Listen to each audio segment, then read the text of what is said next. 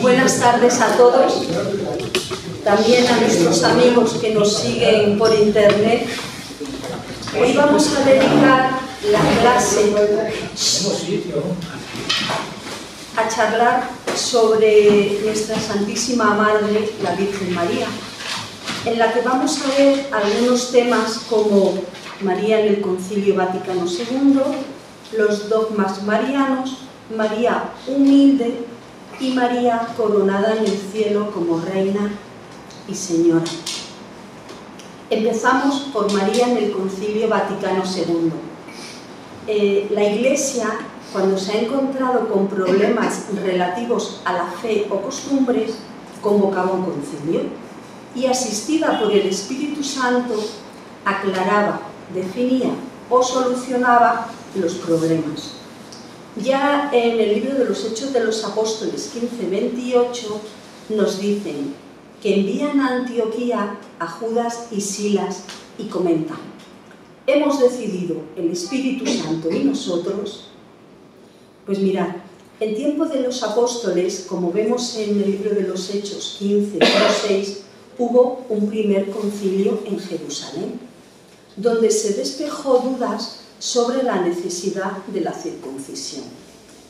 También en el año 325 se convoca el primer concilio de Nicea. Aquí se trata la herejía de los arrianos al negar la divinidad de Jesús. De aquí surge el famoso credo de Nicea que hoy rezamos. En el año 431, ante la falsedad de Nestorio, que decía que en Jesús había dos naturalezas, pero también dos personas, la Iglesia convoca el concilio de Éfeso y soluciona el problema. Pero mirad, el Concilio Vaticano II es singular, es el más mariano de la historia. San Juan XXIII, en 1959, se dirige a obispos, teólogos y congregaciones y les pregunta: ¿qué temas debemos de tratar en la Iglesia si se convoca un concilio? Surgieron muchos y variados temas, pero hubo uno que repitieron casi todos los consultados: María, que la Iglesia hable de María. El concilio se abrió el 11 de octubre de 1962 y vaya si habló de María. El título octavo de la Constitución Dogmática Lumen Gentium es una verdadera gozada para cuantos sentimos la maternidad de María. ¿Cuál no será el valor de este título octavo para que el Papa Pablo VI dijera en la clausura de la tercera etapa del concilio? Es la primera vez, y decirlo nos llena de emoción, que un concilio ecuménico presenta una síntesis tan extensa de la doctrina católica sobre el puesto que María Santísima ocupa en el misterio de Cristo y de la Iglesia. Esto corresponde a la meta que el concilio se había fijado, que era manifestar el rostro de la Iglesia a la que María está íntimamente unida y de la cual, como insignemente se ha afirmado, es la parte mejor, la parte mayor, la parte principal y la más selecta. Ahora vamos a ver posiblemente la mejor virtud de María, la Madre humilde. Mirad, la primera mujer, Eva, no creyó a Dios y creyó a la serpiente, es decir, al demonio, al enemigo de Dios, y pecó. Pero no solo pecó ella, sino que incitó a pecar a Adán, el primer hombre. La soberbia de querer ser como Dios, desobedeciendo a Dios, nos trajo la ruina radical. Es decir, el pecado original es fruto de la soberbia. Desde entonces, los hijos de Adán y Eva se pusieron en estado de guerra contra Dios Y todos desde Caín nacemos con esa fea mancha de la soberbia. Y esto no hubiera tenido remedio si Dios, el Verbo, que es la verdad, no se hubiese ofrecido personalmente a venir al mundo haciéndose hombre. Pero ¿en quién se podía hacer hombre si todos los nacidos venimos ya con esa fea mancha? Entonces saltó el chispazo amoroso del Hijo de Dios y decretó crear a su madre, como ya la tenía en su mente eterna antes del principio, antes de todos los siglos, a quien amaba ya con un amor infinito, con un amor de predilección. Llegada la plenitud de los tiempos, la creó con tales privilegios que cada uno de ellos sobrepasa a cuantos concedió a todas las demás criaturas. Y empezó por el gran privilegio de la humildad. Dios creó a María sustancialmente humilde, es decir, que el alma de la Virgen es la misma humildad. Se ha dicho que la humildad es la medida de la gracia que Dios otorga a las almas. Pues mirad, en María esta medida no tuvo medida. Y las tres personas divinas quedan prendadas de esta virtud conferida, y al juntar aquella alma con su cuerpo, le regalan, vaya regalazo, por los méritos de la muerte de su Hijo, la concepción inmaculada. Sabed que la humildad es la base de toda virtud. Esta humildad de María Santísima, primera virtud que el Todopoderoso infundió en su alma, es base y fundamento de todos los demás privilegios que iba a realizar en ella. La Virgen María es humilde y es inmaculada porque tenía que serlo para ser Madre de Dios. Sin estos dos privilegios no hubiera sido escogida. Prueba contundente fueron sus palabras a Santa Isabel cuando ésta le dijo: porque tuviste fe, ha hecho el Todopoderoso esto en ti. Y María Santísima exclamó: porque ha mirado la humillación de su esclava.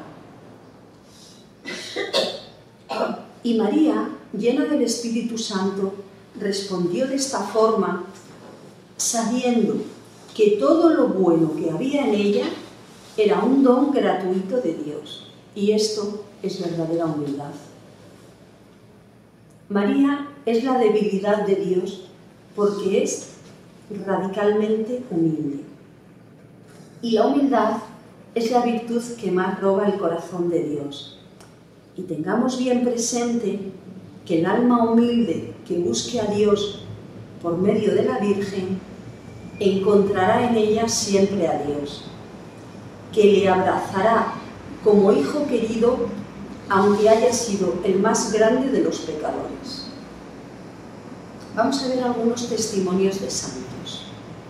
San Agustín exclama: oh humildad verdaderamente dichosa, que dio a los hombres un Dios hecho hombre, abrió el paraíso y libró a las almas del infierno.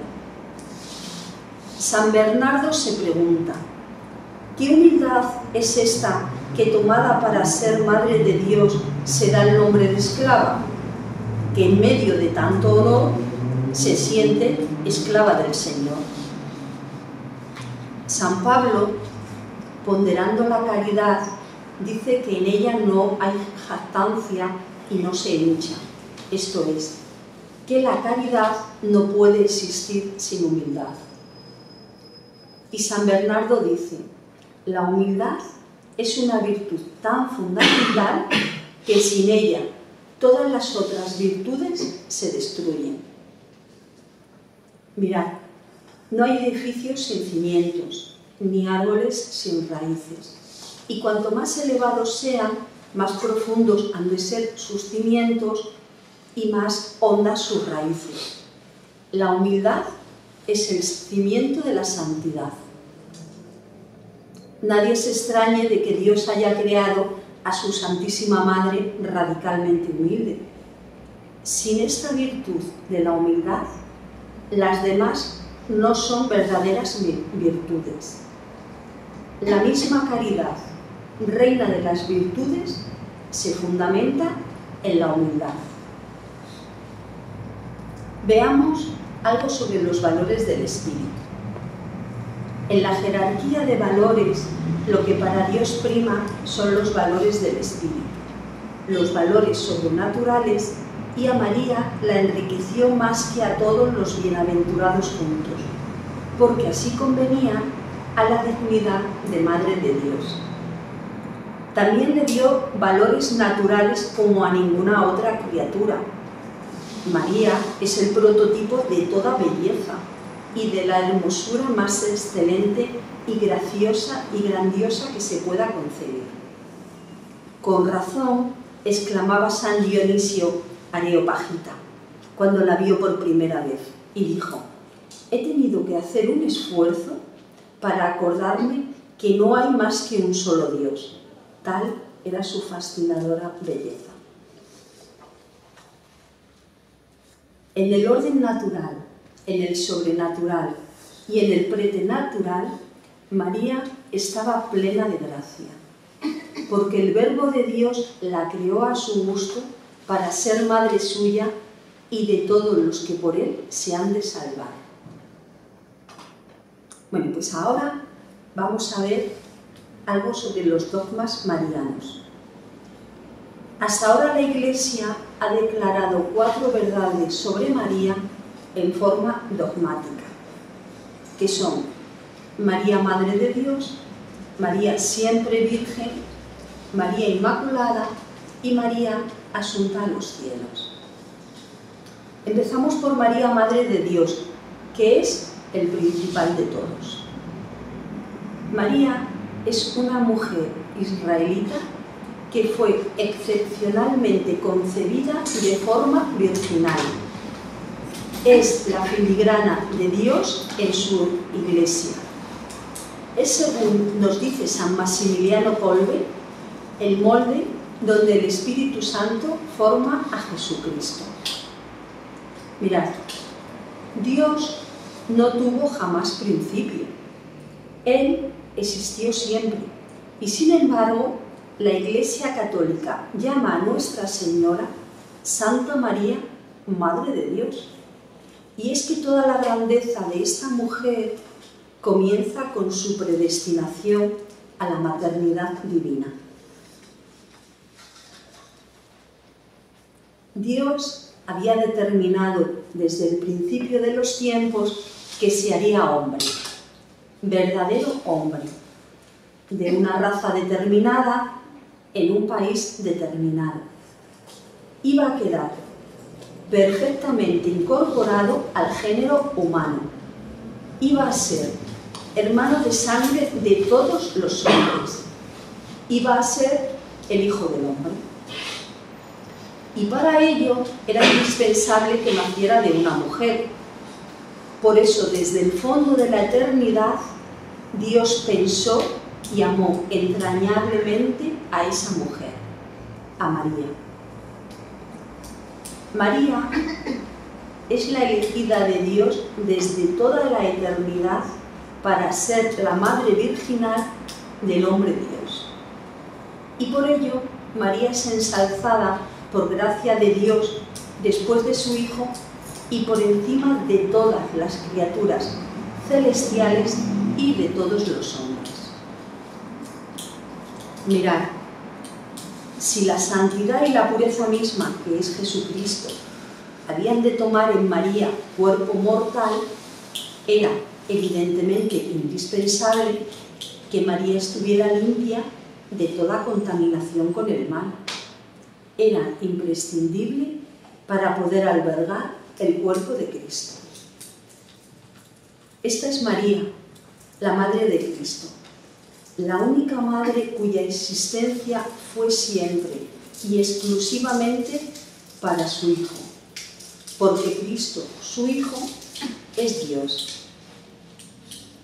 Esta es la madre del autor de la vida, la Virgen Madre, que por su fe y obediencia engendró en la tierra al mismo Hijo del Padre, cubierta con la sombra del Espíritu Santo, como nos dice Lumen Gentium 63. Cubierta con la sombra del Espíritu Santo. Esta frase es muy importante. Y para que se entienda lo que representa, veamos cómo el ángel le dice a María. Lucas 1:35. El Espíritu Santo vendrá sobre ti y la virtud del Altísimo te cubrirá con su sombra. Mirad, vemos en el Antiguo Testamento cómo cuando el pueblo de Israel vagaba por el desierto buscando la tierra prometida, Dios, a través de Moisés, les mandó construir un tabernáculo, un templo. Y nos dice el Antiguo Testamento en Éxodo 40:34. En el tabernáculo se hacía sensible la presencia de Dios en forma de nube. Y la nube cubría el tabernáculo y la gloria de Yahvé llenaba toda la morada. ¿Qué significa que el Espíritu Santo cubrirá a María con su sombra? Pues significa que la virtud del Altísimo bajará sobre María como lo hacía en el tabernáculo, y que el Espíritu Santo fecundará sobrenaturalmente a María. Y presentar así a María como tabernáculo es decirle que el que en ella va a morar es Dios, que su Hijo, por el que ella va a ser tabernáculo, es el Hijo de Dios. Y es por ello que en la Santísima Virgen el Espíritu Santo organizó en la Inmaculada Sangre de María el cuerpo de Jesucristo, para que ese cuerpo y esa sangre que toma de la Virgen fuera la materia del sacrificio que para redimir al mundo ofrecerá más tarde en la cruz. Y María queda convertida desde ese instante en verdadera Madre de Dios. Ahora vamos a ver María siempre Virgen. Mirad, la Iglesia enseña que María conservó siempre intacta la integridad de su organismo, por lo que se la llama Virgen Perpetua o siempre Virgen, título que se hace usual desde el siglo IV. La doctrina católica afirma desde el siglo V que María fue virgen antes, durante y después del parto. La virginidad antes del parto se refiere particularmente al hecho de la concepción de Jesús en el seno materno. María concibe al Verbo encarnado sin mediación de varón, por intervención del Espíritu Santo. Que María concibió virginalmente a Jesús nos lo enseña el Nuevo Testamento en el episodio de la Anunciación, cuando el ángel anuncia a María que va a ser madre. Lucas 1:26. María, en su humildad, le plantea al ángel el único impedimento que ella encuentra. ¿Cómo será esto? Pues yo no conozco varón. Lucas 1:34. Mirad, la forma presente, no conozco varón, y la forma futura, ¿cómo será esto?, no se entiende en una mujer casada o desposada si no se ve en ella el propósito firme de virginidad. Esta objeción de María al ángel nos indica que, aunque joven y pura, María estaba entendiendo perfectamente lo que el ángel le estaba proponiendo. En el Evangelio de Mateo 1:20 se nos dice: se le apareció en sueños un ángel del Señor a José y le dijo: José, hijo de David, no temas recibir en tu casa a María, tu esposa, pues lo concebida en ella es obra del Espíritu Santo.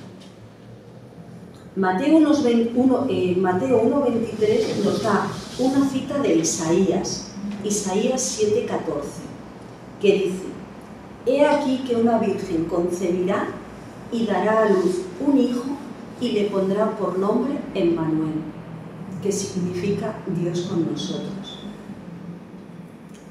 Esta cita tiene mucha fuerza porque indica que es virgen cuando concibe y virgen cuando da a luz, o sea, antes del parto y en el parto. Pero si María concibió a Jesús virginalmente, nos queda por saber si permaneció siempre virgen. El concilio de Letrán, en el año 649, nos dice que la siempre Virgen María concibió por obra del Espíritu Santo al mismo Dios Verbo, permaneciendo en su virginidad aún después del parto. Además, entre los decretos de Trento está el rechazo a que la Virgen María no permaneció siempre en la integridad de la virginidad, antes del parto, en el parto y perpetuamente después del parto. La Lumen Gentium, en el número 52, nos habla de la gloriosa siempre Virgen María. Es pues dogma de fe que María fue virgen antes de la concepción, concibió sin intervención de hombre por intervención sobrenatural, al concebir no perdió la virginidad, permaneció virgen después del parto y siempre conservó la integridad virginal. Es verdad que en los evangelios se nos habla de los hermanos y de las hermanas de Jesús, pero eso no quiere decir que sean hermanos de sangre de Jesús o hijos de la Virgen María. Un ejemplo, Marcos 6:3 nos dice: ¿no es este acaso el carpintero hijo de María y el hermano de Santiago, de José, de Judas y de Simón? Aquí vemos 4 nombres que se nos da como hermanos de Jesús. Pero ahora vemos en Marcos 15:40 que nos dice: había también unas mujeres mirando desde lejos. Entre ellas estaba María Magdalena y María, la madre de Santiago, de José y de Salomé. Veamos quién es esta María. Juan 19:25 nos dice: estaban junto a la cruz de Jesús su madre y la hermana de su madre, María de Cleofás y María Magdalena. Luego tenemos que 2 de los denominados hermanos de Jesús, Santiago y José, son hijos de otra María, María la de Cleofás. En ningún lugar del Evangelio se habla de nadie como hijo de María que no sea Jesús. Mirad, en la Biblia no se usan las palabras tío o sobrino, sino que a los descendientes de un mismo abuelo se les llama hermanos. Por ejemplo, Abraham llama hermano a su sobrino Lot. Esto lo vemos en Génesis 13:8 y en Génesis 14:14. Labán dice hermano a su sobrino Jacob. Esto lo vemos en Génesis 29:15. Ahora bien, para evitar confusiones, la Biblia usa varios modismos. Por ejemplo, si se trata de hermanos verdaderos, hijo de una misma madre, se usaba la expresión tu madre y los hijos de tu madre. Esta era la única manera de expresarse. En Mateo 16-17 se usa la expresión Simón, hijo de Jonás, para decir que el padre de Simón es Jonás. En ningún lugar del Evangelio se habla de los hermanos de Jesús en sentido estricto como hijos de María. Por lo tanto, en la Biblia no aparece ningún hermano de Jesús según la carne. Ahora vamos a ver María Inmaculada. Mirad, para comprender la necesidad de que María, la Madre de Dios, fuese inmaculada desde el primer instante de su concepción, es ante todo preciso tener conciencia de que Dios es el bien absoluto. Dios es el amor, la verdad, la santidad. Y el pecado es naturalmente la antítesis del bien. En palabras de San Juan Pablo II, el pecado es el mal moral principal.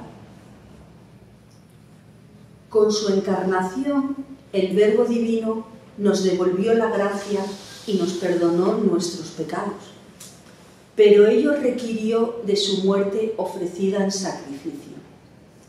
Solo desde aquí, y contemplando el sacrificio de Cristo muerto en la cruz, podemos comprender la gravedad del pecado y lo que resulta a los ojos de Dios.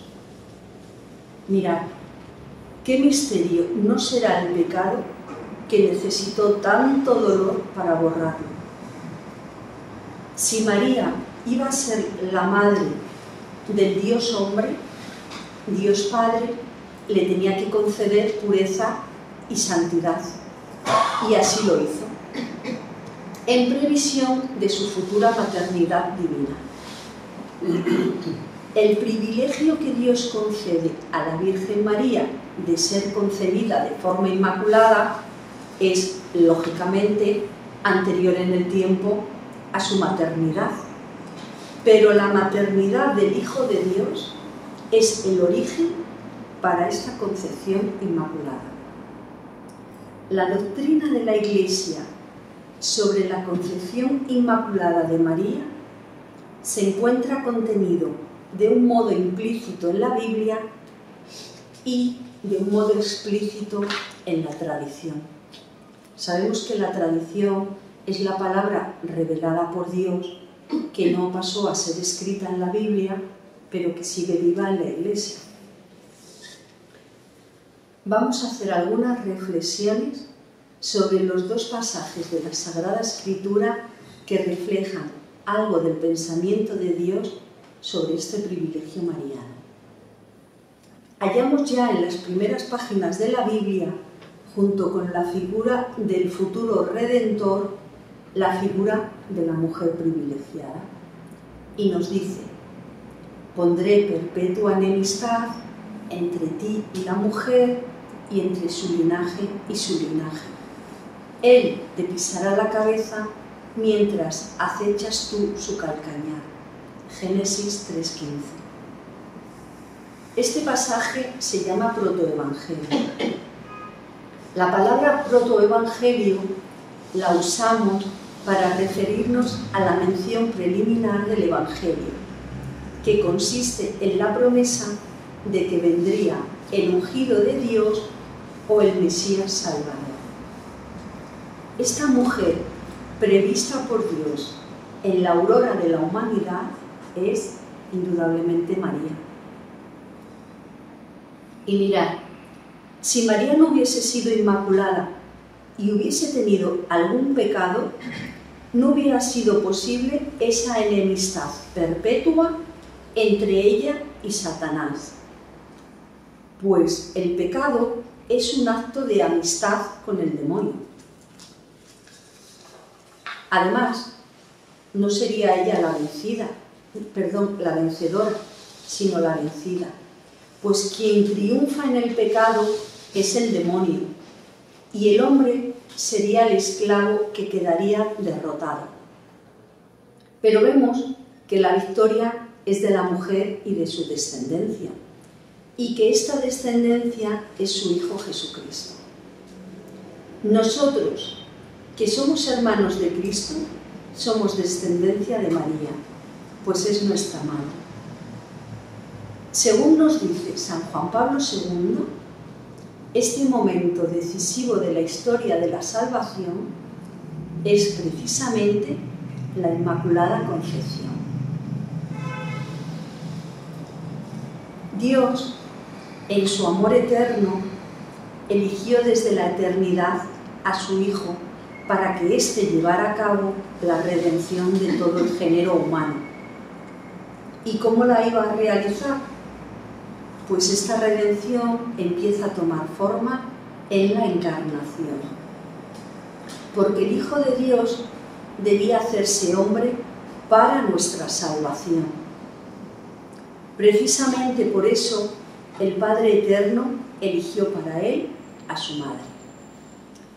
La eligió desde el principio, desde el primer momento de su concepción, haciéndola digna de la maternidad divina, aquella a la que sería llamada en el tiempo establecido. La hizo la primera heredera de la santidad de su propio Hijo, la primera entre los redimidos con su propia sangre, sangre que previamente había recibido humanamente de ella. La hizo inmaculada en el momento mismo de la concepción.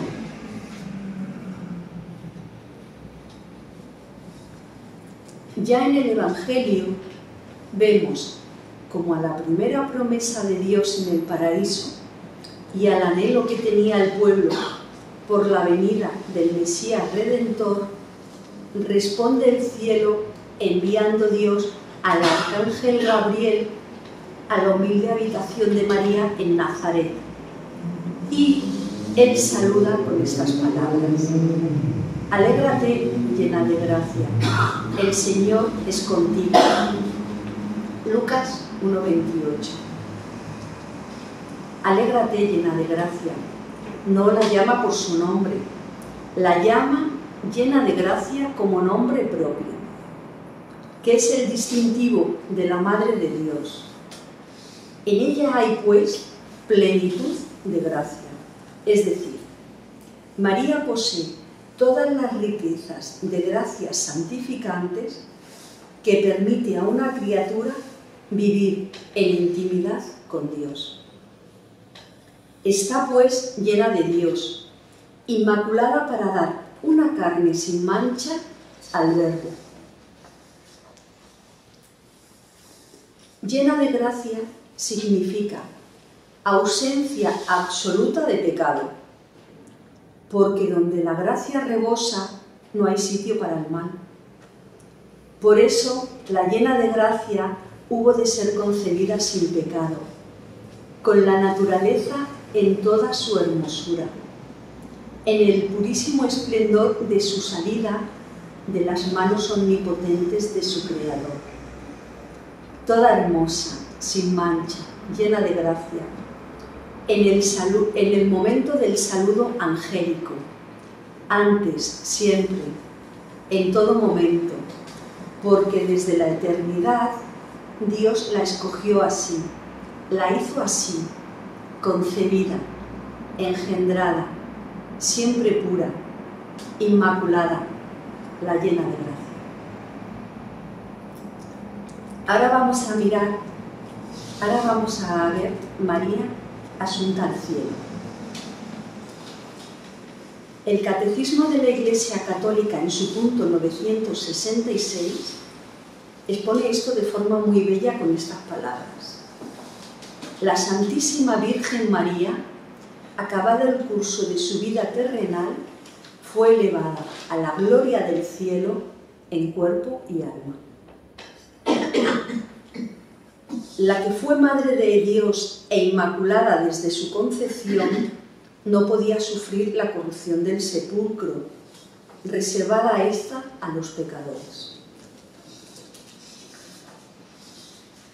porque de su carne tomó carne Cristo, y por tanto su cuerpo era un cuerpo sagrado, que no pudo estar sujeto a la corrupción, sino como nos dicen en Apocalipsis 12:1, vestida de sol, con la luna bajo los pies y en la cabeza una corona de 12 estrellas, reina eternamente amada y glorificada en los cielos, al lado de Dios.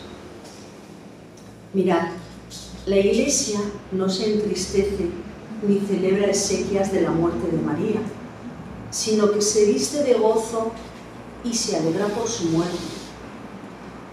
Pero para comprender la asunción de María al cielo, es preciso profundizar más aún en el alcance de esa unión total entre el Hijo y la Madre. Porque si María está identificada con Cristo y con Él triunfa sobre el pecado, con Él triunfa también sobre la muerte. Cristo y María unidos en la encarnación, unidos en la cruz, unidos en el amor y en el dolor, están unidos también en la gloria de la resurrección anticipada. Si María es inmaculada porque es Madre de Dios, es asunta a los cielos por la misma causa. San Juan Pablo II decía el 25 de junio de 1997: algunos santos padres de la Iglesia describen a Jesús mismo que va a recibir a su madre en el momento de la muerte para introducirla en la gloria celeste. Así presentan la muerte de María como un acontecimiento de amor que la lleva a unirse con su divino Hijo para compartir con Él la vida inmortal. San Juan Damasceno nos dice que el mismo Cristo le dio la última comunión diciéndola: recibe, Señora y Madre mía, de mis manos el cuerpo que tú me diste y que en tu preciosísimo seno se formó. Y que la Virgen respondería: Hijo mío, en tus manos encomiendo mi espíritu. Y el Señor entonces la tomó en sus manos para llevarla al cielo y allí ser coronada, mientras la regalaba con aquellas palabras: ven, hermosa mía, paloma mía, ven que ya pasó el invierno de este valle de lágrimas. Así murió María. ¿Quién nos diera una muerte semejante? Pero no olvidemos que la muerte es imagen de la vida. ¿Queremos morir como María? Pues vivamos como ella. De su parte no nos va a faltar ayuda y protección. Que no falte por la nuestra la devoción constante y verdadera a la Virgen. La asunción de la Santísima Virgen María a los cielos en cuerpo y alma es un dogma de fe decretado por el Papa Pío XII el 1 de noviembre de 1950. Y al ascender la Madre al cielo, nos incita a volar a sus hijos de la tierra que le piden resucitar con Cristo y compartir luego con la Madre su gloria en el cielo, ante la presencia de Dios, donde están los ángeles, las almas acogidas en el paraíso y los bienaventurados.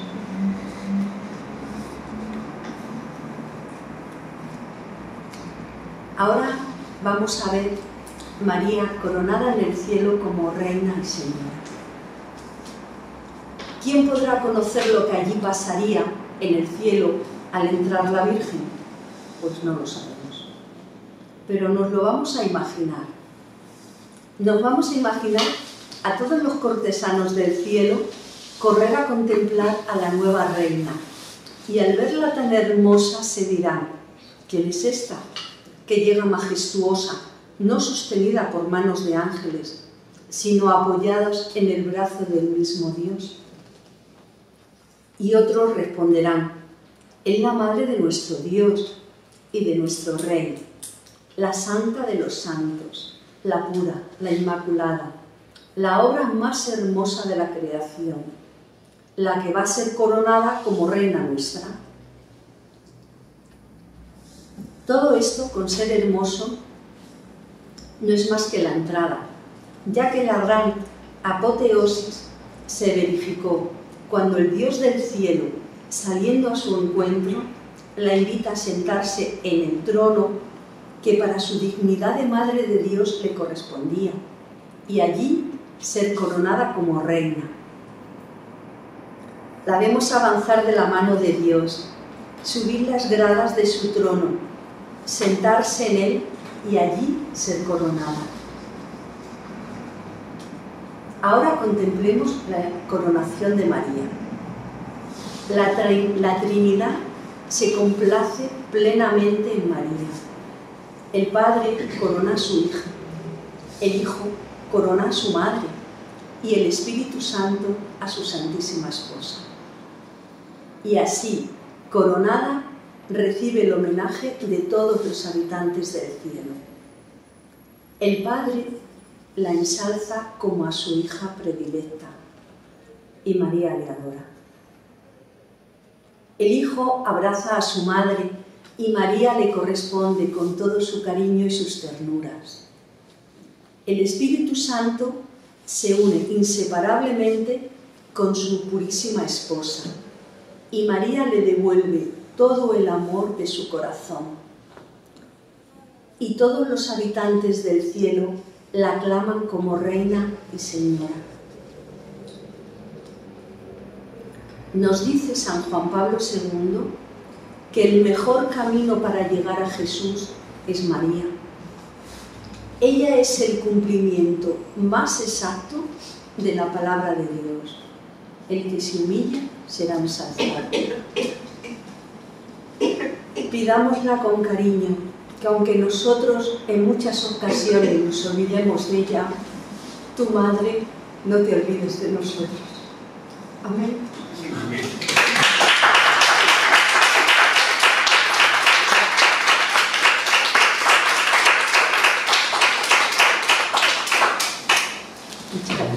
Muchas gracias a ti.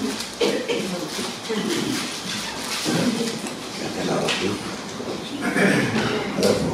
La oración. La oración del final. Sí, perdón. Virgen bella como la luna, delicia del cielo, en cuyo rostro se miran los santos y se contemplan los ángeles. Haz que nosotros, tus hijos, nos parezcamos a ti, y que nuestras almas reciban un rayo de esa belleza tuya, que no decae con los años, sino que mira en la eternidad. María, sol del cielo, despierta tú la vida donde hay la muerte, e ilumina los espíritus en que haya tinieblas. Reflejándote en el rostro de tus hijos, concédenos un destello de tu luz y tu fervor. María, poderosa como un ejército, concede a nuestras filas la victoria. Somos tan débiles y nuestros enemigos se desobedecen con tantos estragos, mas con tu bandera nos sentimos seguros de vencerlo. Él conoce el poder de tu bien y teme la majestad de tu mirada. Sálvanos, María, bella como la luna, pura como el sol, temible como un ejército soldado, levantado en pie de guerra, no por el odio, sino por la